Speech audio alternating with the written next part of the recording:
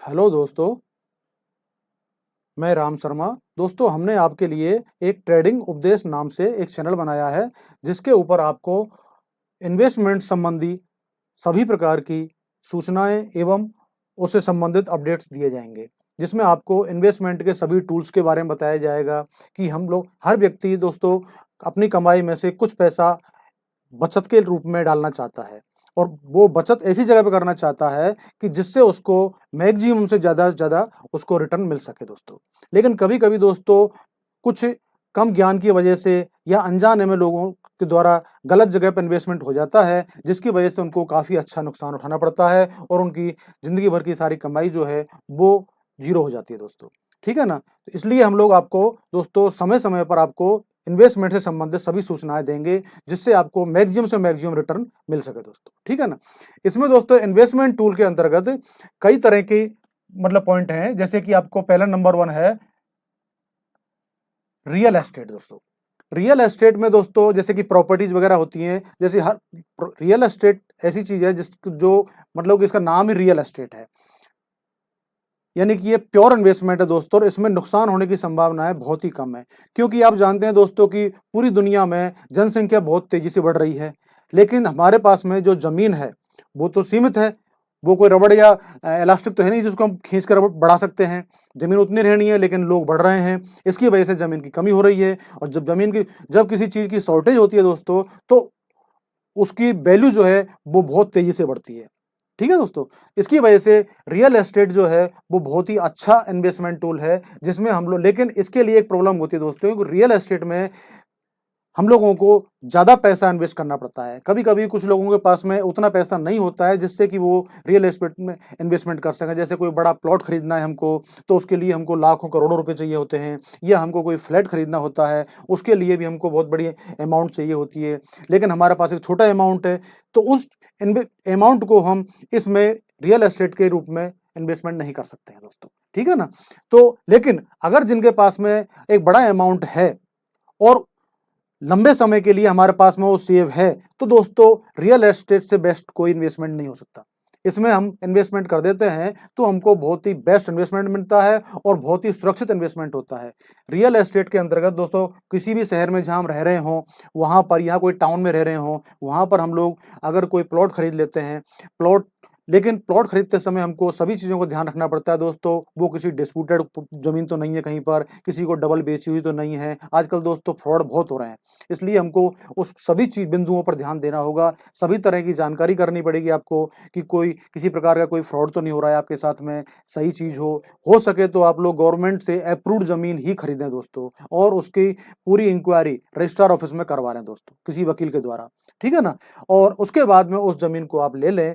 अगर ज़मीन आप 100, 200, 500 रुपए महंगी भी खरीद लेंगे दोस्तों, तो भी आपको कहीं नुकसान नहीं होना। ये मान के चलें कि आपने 1 महीने या 2 महीने बाद खरीदी, लेकिन कोई डिस्प्यूटेड लैंड अगर आपके हाथ में पड़ गई दोस्तों, कोई विवादित जमीन आपके हाथ में आ गई है, तो दोस्तों आपका पैसा बहुत ही खतरनाक जगह पर पड़ जाएगा और वो आपका जीरो भी हो सकता है दोस्तों। इसलिए आपको विशेष ध्यान रखना है कि जमीन चाहे हमको 100-200 रुपए गज महंगी मिल जाए, कोई प्रॉब्लम नहीं है, लेकिन गलत या डिस्प्यूटेड जमीन नहीं होनी चाहिए दोस्तों। ठीक है ना? अगर आप जमीन खरीद रहे हैं तो साफ सुथरी जमीन खरीदें, और जमीन खरीद के उसको चारों तरफ बाउंड्री वॉल बना दें और उसका गेट लगा करके आप उसको समय समय पर वॉच करते रहें। महीने, 2 महीने, 6 महीने में आप जा करके उसको देखते रहें कि कोई उस पर कब्जा तो नहीं कर रहा है, या उसमें कोई अड़ोस पड़ोसी ने कोई वॉल तोड़ करके या अवैध कब्जा तो नहीं कर रखा है, कोई किसी प्रकार का एंक्रोचमेंट तो नहीं कर रहा है कोई। इस प्रकार का आपका ध्यान रखते रहेंगे दोस्तों, तो मैं गारंटीड कह सकता हूं दोस्तों आपसे कि इसमें आपको बहुत ही अच्छा मुनाफा होगा और आपका अमाउंट हो सकता है 2 साल 5 साल में डबल हो जाए दोस्तों। ठीक है ना? ये तो हुई दोस्तों जमीन के बारे में। लेकिन अब जमीन के साथ साथ में दोस्तों हम लोग फ्लैटों में, दुकानों में, अपार्टमेंटों में भी इन्वेस्टमेंट कर रहे हैं। आजकल खूब हर शहरों में बड़ी-बड़ी बिल्डिंगें खड़ी हो रही हैं, बड़ी-बड़ी फ्लैट्स बन रहे हैं। लेकिन दोस्तों मैं आपको बहुत ही सही बता रहा हूँ कि फ्लैट्स में इन्वेस्टमेंट करने के बजाय मैं आपको यही सलाह दूंगा कि आप प्लॉट्स में इन्वेस्टमेंट करें, जमीन में इन्वेस्टमेंट करें। क्योंकि फ्लैट्स में होता क्या है कि जो बनी हुई बिल्डिंग्स होती है उसकी डिवैल्यूएशन होती है दोस्तों। लॉन्ग टाइम में जाकर के वो जमीन, अगर आप उसमें नहीं रह रहे हैं, लॉन्ग टाइम में जाकर के उसके अंदर उसकी वैल्यू जो है घटती चली जाएगी, क्योंकि वो पुराना हो जाएगा, उसकी वैल्यूएशन कम हो जाएगी। ठीक है ना? और उसकी वैल्यू आपको उतनी नहीं मिल पाएगी दोस्तों। ठीक है? दूसरी बात यह है, अगर आपको फ्लैट ही लेना है तो दोस्तों ऐसी जगह पर लें कि जहां आपको इजी आसानी से आपको किराएदार मिल सकें और अच्छा किराया मिल सके आपको, तो ऐसी जगह पर आप फ्लैट खरीदें, ठीक है ना। और अगर समय पर अच्छे रिटर्न मिल रहा हो आपको उस फ्लैट में आपको, तो उसको आप बेच दें और फिर कहीं दूसरी जगह पर कोई जगह पर इन्वेस्टमेंट कर दें हम, तो ज़्यादा बेटर रहेगा। अगर आप कोई दुकान में या कोई शोरूम में इन्वेस्टमेंट कर रहे हैं दोस्तों, तो उसके लिए आपको ये ध्यान देना होगा कि पहली बात तो वही बात है कि आपको, अगर आप स्वयं कोई बिजनेस कर रहे हो वो तो बहुत ही उत्तम है, उसमें आपको दो बेनिफिट मिलेंगे कि आपका इन्वेस्टमेंट का इन्वेस्टमेंट हो गया, आपकी दुकान की वैल्यू बढ़ रही है, प्लस उसमें साथ साथ आप उसमें कोई धंधा कर रहे हो, बिजनेस कर रहे हो, वो आपके लिए एक्स्ट्रा इनकम का जरिया सोर्स बन जाएगा, तो वो तो बहुत अच्छी बात है। अगर आप कहीं खुद इन्वेस्टमेंट नहीं, मतलब कोई काम नहीं कर रहे हैं और आपने एक ओनली प्योर इन्वेस्टमेंट के हिसाब से कोई जमीन खरीदी है या कोई दुकान खरीदी है, शोरूम खरीदा है दोस्तों, तो वो ऐसी जगह पर लें कि जहां पर आपको कोई बढ़िया किराएदार मिल सके, उसका अच्छा किराया मिल सके दोस्तों। किराएदार भी ऐसा, क्यों शोरूम और दुकानों की दोस्तों एक बड़ी प्रॉब्लम होती है आपको, क्योंकि ये आप जिसको भी किराए पे दोगे, क्यों कोई भी दुकानदार जो अपनी दुकान डालेगा, क्योंकि दुकान धंधे का एक प्रॉब्लम होता है दोस्तों कि ये साल 2 साल में तुरंत आप अपने कोई काम शुरू किया तो तुरंत वो धंधा जम नहीं पाता है, उसको जमने में और सफल होने में टाइम लगता है। अब आपको लॉन्ग टाइम के लिए आपको लीज करनी पड़ेगी दोस्तों, ठीक है ना। तो उसके हिसाब से आप इन्वेस्टमेंट कर सकते हैं दुकानों में और शोरूमों में दोस्तों। तो ये तो हुआ दोस्तों हमारा रियल एस्टेट से संबंधित इन्वेस्टमेंट। इसमें आपका बहुत ही बेस्ट इन्वेस्टमेंट है, बहुत ही बेस्ट रिटर्न मिलता है और सुरक्षित इन्वेस्टमेंट होता है दोस्तों, ठीक है। बस इसमें एक ही प्रॉब्लम है कि इसके लिए हमको ज्यादा पूंजी की जरूरत होती है, जो हर व्यक्ति के पास में उपलब्ध नहीं होती है दोस्तों। अगर हम लोग एक बड़ी पूंजी एकत्रित कर सकते हो तो इससे बेस्ट कोई इन्वेस्टमेंट नहीं हो सकता है दोस्तों, ठीक है ना। ये हुआ दोस्तों हमारा रियल एस्टेट से संबंधित इन्वेस्टमेंट टूल। अब दूसरा हुआ sir stock, share market. Share market एक ऐसा टूल्स है दोस्तों कि जिसमें हम 100 रुपए से भी इन्वेस्टमेंट कर सकते हैं। लेकिन स्टॉक मार्केट दोस्तों एक ऐसा टूल्स है कि जो आपको हीरो से जीरो भी बना सकता है दोस्तों। आपके पास में जो पूंजी है उसको जीरो भी बहुत जल्दी कर सकता है। ये एक, यो मान के चलो कि एक जुआ और सट्टा भी कह सकते हैं दोस्तों, क्योंकि ये इन्वेस्टमेंट के रूप में शेयर मार्केट अगर आपको नॉलेज नहीं है तो मैं दोस्तों इसमें आपको बिल्कुल भी सलाह नहीं दूंगा कि शेयर मार्केट में आप कोई भी किसी भी प्रकार का कोई इन्वेस्टमेंट करें। अगर आपको नॉलेज है अच्छा और आप उसको समय समय पर वॉच कर सकते हैं, अपडेट कर सकते हैं, देख सकते हैं, तो ही आप शेयर मार्केट में इन्वेस्ट करें दोस्तों। हाँ, शेयर मार्केट में इन्वेस्ट करने का दूसरा तरीका हो सकता है दोस्तों कि आप डायरेक्ट इन्वेस्ट ना करके आप म्यूचुअल फंड्स वगैरह में, कि उस म्यूचुअल फंड्स जो होते हैं वो भी दोस्तों डायरेक्ट इनडायरेक्टली शेयर मार्केट में ही इन्वेस्टमेंट करते हैं दोस्तों, ठीक है ना। तो आप खुद ना करके शेयर मार्केट में इन्वेस्ट के बजाय आप म्यूचुअल फंड खरीद सकते हैं, ठीक है ना। लेकिन अगर आपको ज्ञान है तो आप शेयर मार्केट खरीद सकते हैं। इसमें बस एक ही ध्यान रखना है आपको कि आपको समय समय पर वॉच करना है और समय समय पर ध्यान देना है। स्टॉक मार्केट, अगर आप अच्छा नॉलेज आपको स्टॉक मार्केट का है तो ये बहुत ही बढ़िया इन्वेस्टमेंट टूल्स है, क्योंकि इसके लिए हमको बहुत ज्यादा पूंजी की जरूरत नहीं होती है। हम इसमें 1,000 रुपए से भी इन्वेस्टमेंट शुरू कर सकते हैं, 10,000 से भी शुरू कर सकते हैं, 20,000 से भी कर सकते हैं और लाख से भी और 10 लाख और करोड़ से भी इन्वेस्टमेंट कर सकते हैं दोस्तों। लेकिन इसमें आपको एक ध्यान रखना होगा, स्टॉक मार्केट में आप कई तरह से इन्वेस्टमेंट कर सकते हैं, जैसे कि कैश का मार्केट, यानी कि आप कोई भी शेयर, अच्छे ब्लू चिप कंपनियों के अच्छे शेयर खरीद सकते हैं और जब उनकी अच्छी रेट आ जाती है तो उनको आप बेच सकते हैं दोस्तों, ठीक है। दूसरी बात, इसके अलावा स्टॉक मार्केट में शेयर डायरेक्ट आपने शेयर खरीद लिए। इसके अलावा आप, जैसे कि कभी कभी हो सकता है क्या है कि आप डायरेक्ट स्टॉक का ज्ञान नहीं है तो आप निफ्टी बीज खरीद सकते हो आप दोस्तों। निफ्टी बीज भी एक निफ्टी का एक छोटा रूप होता है कि यानी कि कुल जो निफ्टी का जो रेट होता है, यानी कि निफ्टी अगर ऊपर बढ़ेगी तो आपका उसका निफ्टी का बीज का से भाव है वो बढ़ेगा। निफ्टी बीज अगर निफ्टी का भाव अगर डाउन आएगा तो निफ्टी बीज का भाव भी आपको नीचे डाउन आएगा दोस्तों। इसमें यह बेनिफिट होता है दोस्तों कि आप अगर ज्यादा नॉलेज आपको नहीं है, अलग अलग शेयरों में इन्वेस्टमेंट नहीं कर सकते हैं, तो आप डायरेक्ट निफ्टी बीज में इन्वेस्टमेंट कर सकते हैं दोस्तों, ठीक है ना। तो ये एक अलग से बेनिफिट आपको है इसका। अगर आपको नॉलेज है तो स्टॉक मार्केट में आप अलग अलग सेक्टर्स के पोर्टफोलियो बना सकते हैं दोस्तों। अलग अलग सेक्टर्स के पोर्टफोलियो, जैसे कि आप रियल एस्टेट का पोर्टफोलियो बना सकते हैं, आईटी सेक्टर का पोर्टफोलियो बना सकते हैं, बैंकिंग सेक्टर का और एनबीएफसी का अलग से सेक्टर पोर्टफोलियो बना सकते हैं, ऑटो सेक्टर का अलग पोर्टफोलियो बना सकते हैं दोस्तों, ठीक है ना। और एफएमसीजी का अलग से पोर्टफोलियो बना सकते हैं, अलग अलग सेक्टर का पोर्टफोलियो बना सकते हैं दोस्तों। अब इसमें आपको अलग अलग पोर्टफोलियो बनाने का मतलब क्या है दोस्तों, अलग अलग सेक्टर्स का कारण क्या है दोस्तों कि शेयर मार्केट में जब कभी बैंकिंग सेक्टर बढ़ रहा होता है, हो सकता है दोस्तों ऑटो सेक्टर डाउन चल रहा हो, या फिर आईटी सेक्टर बढ़ रहा हो, बैंकिंग सेक्टर डाउन हो। तो कभी एक सेक्टर ऊपर चल, दो सेक्टर ऊपर बढ़ रहे होते हैं, दो सेक्टर नीचे डाउन हो रहे होते हैं। तो उस कंडीशन में आपको क्या है दोस्तों कि जो सेक्टर ऊपर बढ़ रहे होते हैं, जो अच्छा रिटर्न दे रहे हो, उनको आप बेच सकते हो, उनका प्रॉफिट आप बुक कर सकते हो। और जो सेक्टर डाउन जा रहे हो उनमें आप इन्वेस्ट और ज्यादा बढ़ा सकते हो। लेकिन कुछ समय के बाद में जो डाउन अभी डाउन है वो 2-4-5 दिन के बाद में अब जो ऊपर जाएंगे, और जो आज ऊपर चल रहे हैं वो नीचे जाएंगे। तो उस समय जो आज नीचे जा रहे हैं उनको आप खरीद लिया आपने, और जब 5 दिन के बाद में जब आप ऊपर चले गए तो उनको फिर दोबारा से आप उनमें प्रॉफिट बुक कर लो, और जो आज आपने बेचे हुए हैं उनमें खरीद लो।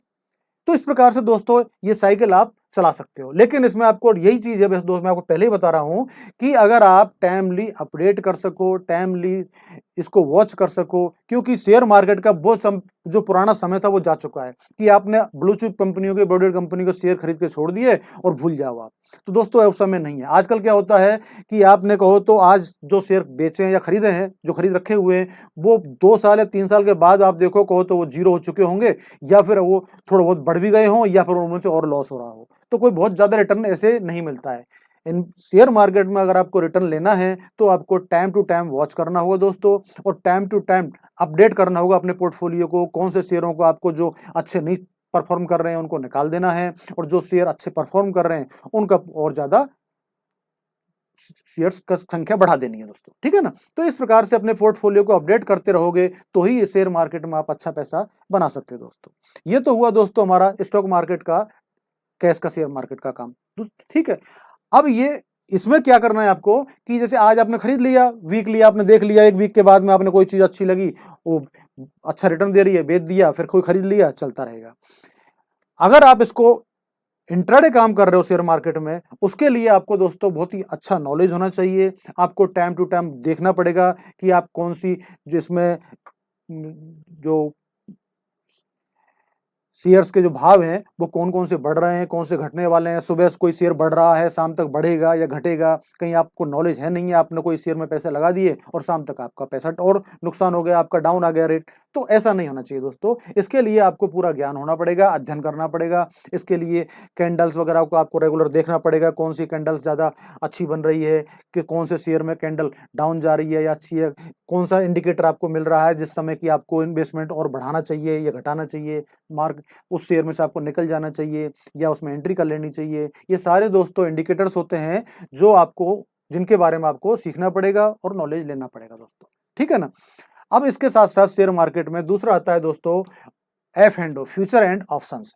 फ्यूचर एंड ऑप्शंस दोस्तों अगर आपको नॉलेज है तो ही इसमें आप काम करें, नहीं तो बिल्कुल भी काम नहीं करें।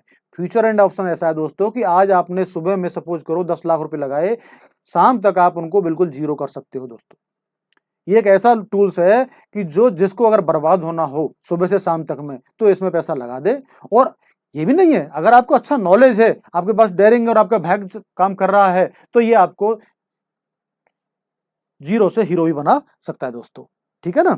तो इस प्रकार से मैं आपको कह रहा हूं कि आप रेगुलर टाइम टू टाइम इसको वॉच करते रहें और देखते रहें दोस्तों। इसके बाद में है दोस्तों बॉन्ड। बॉन्ड जैसे कि बॉन्ड, गवर्नमेंट बॉन्ड भी होते हैं दोस्तों और प्राइवेट कंपनीज के भी बॉन्ड होते हैं दोस्तों। गवर्नमेंट बॉन्ड जैसे आरबीआई के बॉन्ड होते हैं, नेशनल हाईवे के बॉन्ड हैं, जैसे बहुत से बॉन्ड होते हैं जो कि गवर्नमेंट जो है इनको बार बार टाइम टू टाइम और रिलीज करती रहती है। उन बॉन्ड्स को आप खरीद सकते हैं। बॉन्ड में आपको बहुत ज्यादा बढ़िया रिटर्न नहीं मिलता दोस्तों, लेकिन गारंटेड रिटर्न होता है और आपका पैसा 100% सिक्योर्ड रहता है दोस्तों।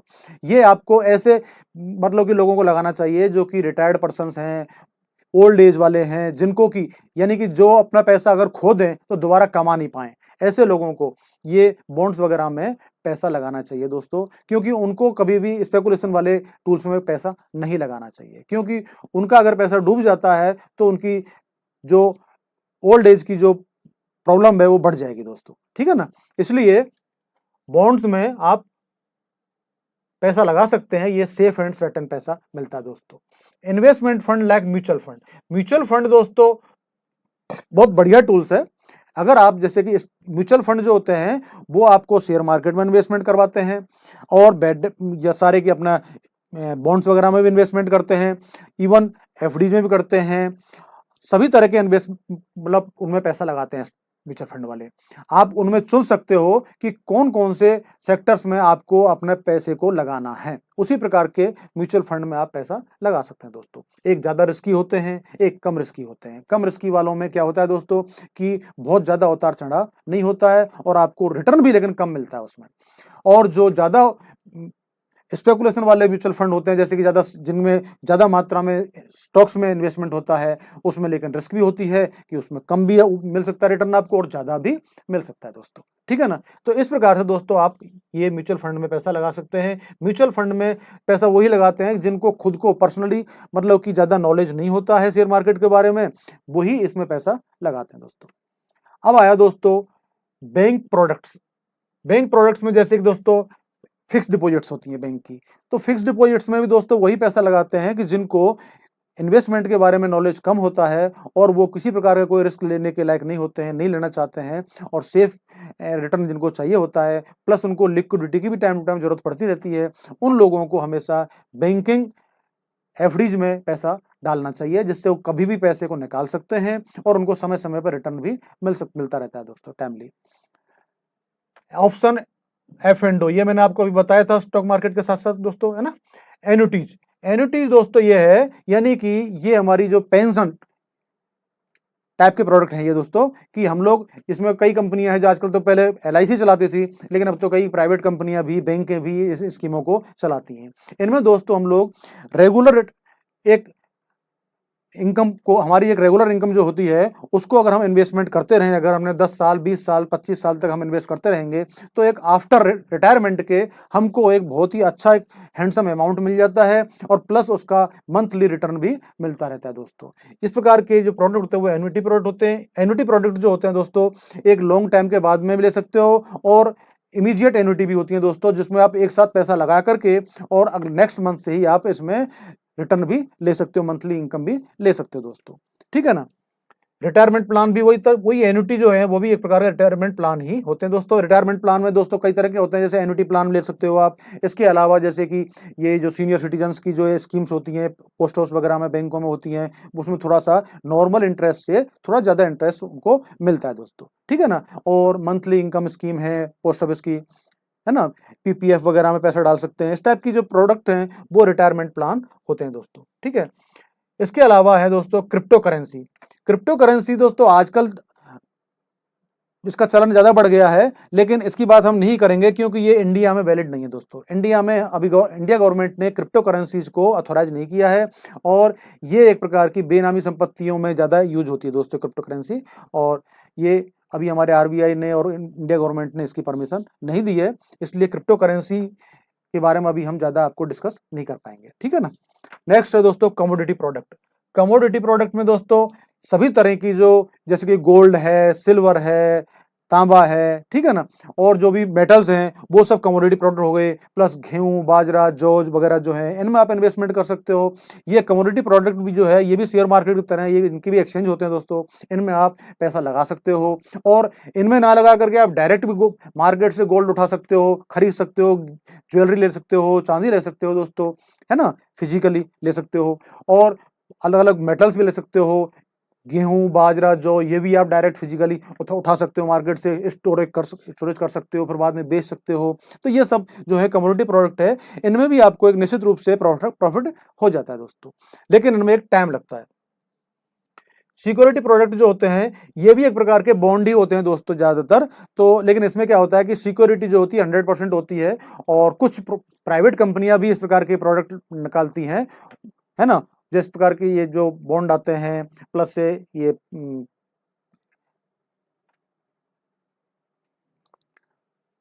दूसरा है इंश्योरेंस प्रोडक्ट दोस्तों। इंश्योरेंस प्रोडक्ट जैसे कि इंश्योरेंस पॉलिसियां होती हैं सभी, पहले तो एलआईसी लेती थी, लेकिन आजकल और बहुत सी गवर्नमेंट प्राइवेट कंपनियां भी हैं जो कि एलआईसी पॉलिसी मतलब पॉलिसियां बेचती हैं दोस्तों। बैंक भी बहुत सारी पॉलिसियां बेचती हैं। इंडिया में अब तो काफी संख्या में कंपनियां और बैंक आ गई हैं जो कि इंश्योरेंस पॉलिसियां बेचती हैं। इंश्योरेंस पॉलिसी हमको दोस्तों दोनों तरह का बेनिफिट देती है, कि इंश्योरेंस भी देती है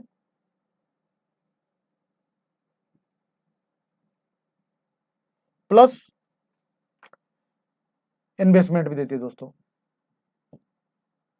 दोनों ही बेनिफिट हमको देती है, इंश्योरेंस प्लस इन्वेस्टमेंट। क्योंकि इसमें आजकल जो ज़्यादातर कंपनियां जो होती हैं इस प्रकार के प्रोडक्ट बना रही हैं इंश्योरेंस के, कि जिनमें हमको एक अच्छा अमाउंट भी मिलता है और साथ साथ हम इंश्योर्ड भी होते हैं। अगर कोई ना करे नारायण किसी प्रकार की कोई कैजुअलिटी हमारे साथ हो जाती है, कोई दुर्घटना किस प्रकार की हो जाती है, तो हमारे जो फैमिली होती है उनको बहुत अच्छा हैंडसम अमाउंट मिल जाता है और साथ साथ वो रिटर्न भी मिलता रहता है कुछ, है ना। इस टाइप की अच्छी पॉलिसियां हैं जिसमें हमको एक अच्छा रिटर्न मिलता रहता है। नॉर्मली जैसे हम एफडी कराते हैं इस प्रकार का, तो एफडी हमने बैंक में करा दी, वहां हमको इंश्योरेंस तो नहीं मिला ना दोस्तों, हमको रिटर्न तो मिल रहा है, लेकिन यहां हमको एफडी जैसा इंटरेस्ट भी मिल रहा है और साथ साथ हमारा इंश्योरेंस भी है। तो दोनों ही बेनिफिट इसमें इंश्योरेंस प्रोडक्ट में मिल जाते हैं हमको। तो दोस्तों इस प्रकार से हमारे ये सारे के सारे जो बेनिफिट है वो इन टूल्स में ले सकते हैं। ये सारे के सारे हमारे इन्वेस्टमेंट टूल्स हैं। इन इन्वेस्टमेंट टूल्स के द्वारा हम अलग अलग जगहों पर इन्वेस्टमेंट कर सकते हैं और अच्छा हैंडसम अमाउंट जो है वो रिटर्न के रूप में प्राप्त कर सकते हैं। लेकिन इन सभी टूल्स में मैंने आपको बताया दोस्तों कि कहीं कहीं पर जोखिम भी है और कहीं कहीं पर फायदे भी हैं। जहां जोखिम होता है वहां ज्यादा फायदा भी होता है दोस्तों, लेकिन जहां कम जोखिम होता है वहां कम फायदा होता है दोस्तों। इसी प्रकार से अलग अलग जिन लोगों को कम जोखिम लेना होता है वो कम जोखिम वाले प्रोडक्ट में इन्वेस्टमेंट करें, और जिन लोगों को ज्यादा जोखिम लेने की क्षमता होती है जिनकी, वो स्टॉक मार्केट है जैसे कि दोस्तों F&O है, ऑप्शंस है और कमोडिटी प्रोडक्ट्स हैं, इनमें पैसा लगा सकते हैं। इनमें पैसा रिटर्न ज्यादा मिलता है लोगों दोस्तों, लेकिन इनमें इन्वेस्टमेंट में रिस्क भी उतनी ही ज्यादा होती है। तो इस प्रकार से दोस्तों ये सारे टूल्स मैंने आपको बताए हैं। अब हम लोग आज मैंने आपको सभी टूल्स के बारे में बता दिया दोस्तों। अब हम इसके बाद में अलग अलग पर्टिकुलर पॉइंट के बारे में नेक्स्ट चैप्टर में अलग अलग पॉइंट के बारे में डिटेल से दोस्तों बात करेंगे। हम लोग दोस्तों ज्यादातर आपको शेयर मार्केट के बारे में पूरा ज्ञान देने वाले हैं दोस्तों। शेयर मार्केट के बारे में आपको हम टाइम टू टाइम सभी तरह का अपडेट्स देने वाले हैं दोस्तों, सभी तरह का नॉलेज आपको देंगे। और शेयर मार्केट में F&O के बारे में बहुत अच्छी अच्छी हम आपको स्ट्रेटेजी देंगे, जिन स्ट्रेटेजी के द्वारा आप अच्छा पैसा इंट्राडे के रूप में कमा सकते हो। पोजिशनल स्ट्रेटेजी भी बताएंगे हम आपको कि जो पोजीशन लेकर के आप और वीकली और मंथली अच्छी इनकम ले सकते हो दोस्तों। स्ट्रेटेजी हम आपको स्टॉक्स के बारे में भी देंगे, इसके साथ साथ हम आपको निफ्टी और बैंक निफ्टी में भी अच्छी अच्छी स्ट्रेटेजी देंगे दोस्तों, और उनका रेगुलर अपडेट भी हम आपको देते रहेंगे दोस्तों। ठीक है ना। तो आज के लिए इतना सफिशिएंट है दोस्तों। अब हम मिलते हैं दोस्तों नेक्स्ट चैप्टर में। ठीक है, ओके, थैंक यू।